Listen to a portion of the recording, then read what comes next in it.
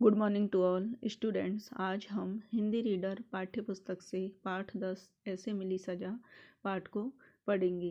तो बच्चों, क्या आप जानते हैं कि जब कोई बार बार एक ही गलती को दोहराता है तो उसके साथ क्या किया जाता है? हाँ, उसको अनुशासन में रखने के लिए सजा या दंड दिया जाता है। तो बच्चों, इस पाठ में भी पेड़ों को अनुशासित रखने के लिए सजा दी गई, क्योंकि उन्होंने प्रकृति के नियमों को नहीं माना। तो बच्चों, इस पाठ में हम पेड़ों को किस तरह से अनुशासन में रखने के लिए सजा दी गई, इस पाठ में हम पढ़ेंगे। यह उन दिनों की बात है जब पेड़ पौधे भी लोगों की तरह चलते फिरते और हंसते बोलते थे। जैसे लोग एक जगह से दूसरी जगह आते जाते हैं, घूमते हैं, वही हाल पेड़ पौधों का भी था।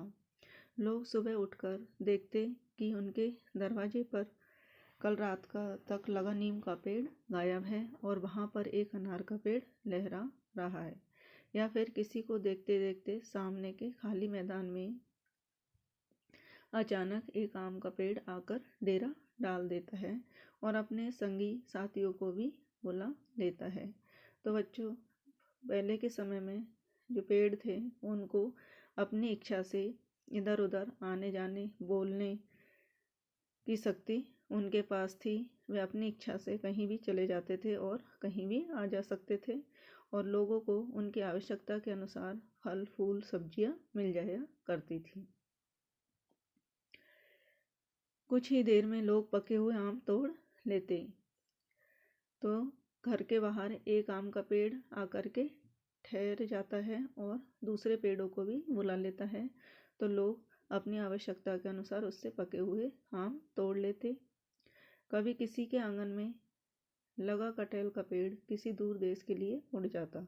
ऐसे ही घूमता घामता कोई सेब का पेड़ आकर कुछ दिनों के लिए वहाँ ठहर जाता। तो बच्चों, जो पेड़ थे वे कहीं भी अपनी इच्छा से आ जा सकते थे और कहीं भी किसी के घर के सामने आकर के रुक जाते और लोग अपनी आवश्यकता के अनुसार उनसे फल या फूल ले लिया करते थे। लोगों को भी बड़ी सुविधा थी, उनको घर बैठे ही तरह तरह के पेड़ों से तरह तरह की चीज़ें मिल जाया करती थी। तो जो लोग थे उनको भी इस बात के लिए सुविधा थी कि उनको भी तरह तरह के पेड़ों से तरह तरह की चीज़ें मिल जाया करती थी। जिसको जिस पेड़ की ज़रूरत होती थी वह दूसरे पेड़ों के जरिए अपना संदेश भिजवा देता। एक बरगद का ही पेड़ ऐसा था जो ज़्यादा घूमता फिरता नहीं था और कहीं जाता भी तो बताकर जाता। बहुधा लोग घर से बाहर जाते समय बूढ़े बरगद की छांव में अपने छोटे बच्चों को रख जाते।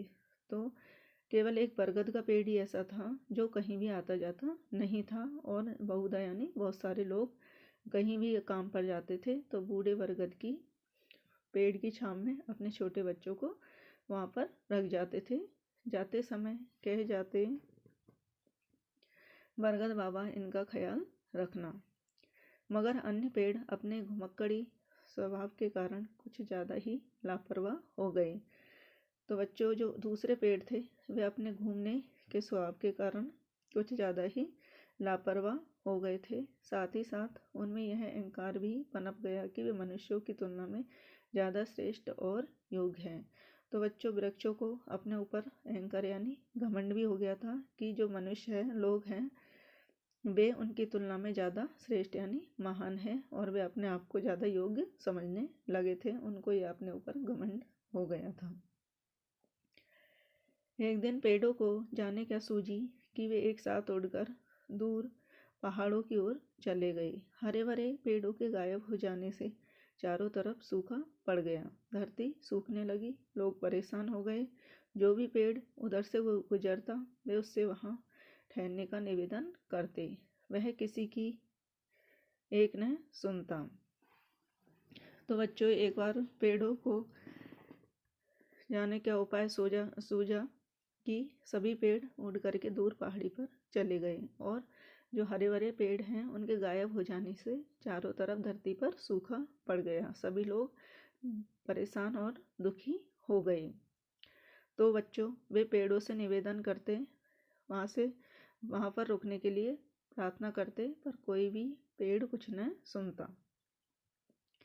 एक दिन उधर से गुजरते हुए एक बेर के पेड़ को उन पर दया आ गई। वह वहाँ कुछ दिनों के लिए रुक गया, मगर उस अकेले बेर के पेड़ों से वहाँ के लोगों का क्या भला होने वाला था। जब उसने देखा कि लोग उसे आम, नीम और पीपल के पेड़ों की तरह सम्मान नहीं दे रहे हैं, तो एक दिन वह नाराज होकर उड़ गया। तो एक बार बच्चों, जब बेर का पेड़ लोगों के घरों के सामने से गुजर रहा था, तो वह वहाँ कुछ दिनों के लिए रुक गया, लेकिन केवल बेर के पेड़ से ही जो लोग हैं उनका काम चलने वाला नहीं था, उनकी आवश्यकता पूरी होने वाली नहीं थी।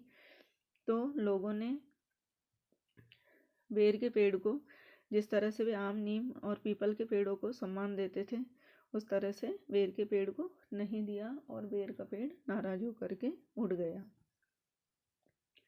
काफी दिनों के बाद वे सारे पेड़ पौधे घूम फिर कर लौट आए। जंगल फिर से हरा भरा हो गया, मगर इस बार वे कुछ ज़्यादा ही अहंकारी हो गए थे। तो बहुत दिनों बाद बच्चों, जो पेड़ पौधे हैं वो वापस लौट करके आए, लेकिन इस बार उनको अपने ऊपर ज़्यादा ही घमंड हो गया था। वे ज़्यादा ही अहंकारी हो गए थे। जब उनका मन होता वे फल देते, जब मन होता वे छाया देते,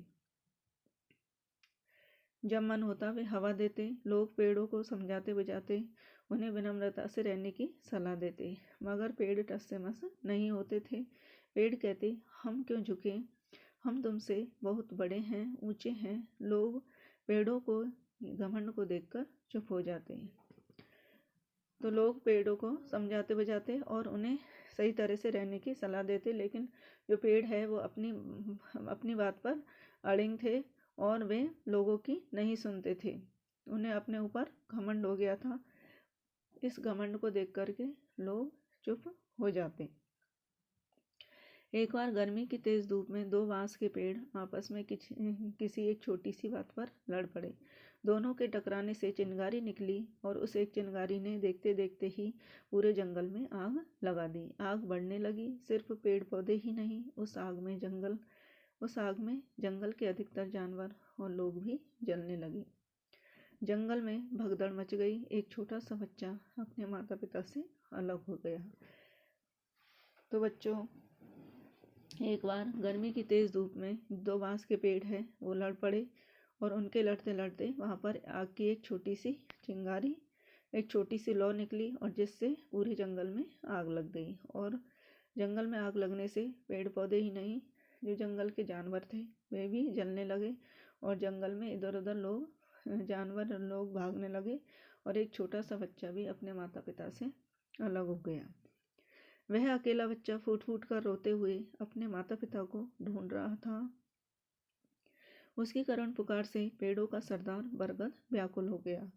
तो एक बच्चा फूट फूट कर रोते हुए अपने माता पिता को ढूंढ रहा था और उसकी इस तरह की रोने की आवाज़ को सुनकर जो बरगद का पेड़ है बच्चों, वह दुखी हो गया। उसने छोटे बच्चे को अपनी गोद में उठा लिया। पेड़ पौधों की मूर्खता और घमंड से वह बहुत दुखी हो गया। उसने नाराज होकर पेड़ पौधों की सभा बुलाई। तो बच्चों, जो बरगद का पेड़ है वह पेड़ पौधों की इस तरह की मूर्खतापूर्ण व्यवहार को देख करके और वह दुखी हो गया और उसने सभी से गुस्सा होकर के और पेड़ पौधों को इकट्ठा किया। उनको सजा सुना दी कि अब से वे न कहीं उड़ेंगे और न कहीं जाएंगे और न कुछ बोलेंगे। तो बरगद का पेड़ था, उसने सभी पेड़ पौधों को उनकी अनुशासनहीनता के लिए दंड दिया कि अब न कहीं वे उड़ेंगे, न कहीं जाएंगे और न कुछ बोलेंगे और अपने अपनी जगह पर अनुशासन में खड़े रहकर मौसम के अनुसार फल और फूल देंगे। कहते ही उसी दिन से पेड़ों ने उड़ने, चलने, बोलने की शक्ति का उपयोग करना बंद कर दिया और समय के साथ वह शक्ति समाप्त हो गई। अब वे सिर्फ आसमान की ओर ताकते हुए शायद अपने पुराने दिनों के बारे में सोचते और पश्चाताप के आंसू बहाते रहते। तो बच्चों, जो बरगद का पेड़ है उसने अन्य पेड़ पौधों को अनुसार उनकी कहीं उड़ेंगे न कहीं जाएंगे और न ही कुछ बोलेंगे, इस तरह की सज़ा सुनाई और अनुशासन में खड़े रह करके मौसम के अनुसार फल देंगे।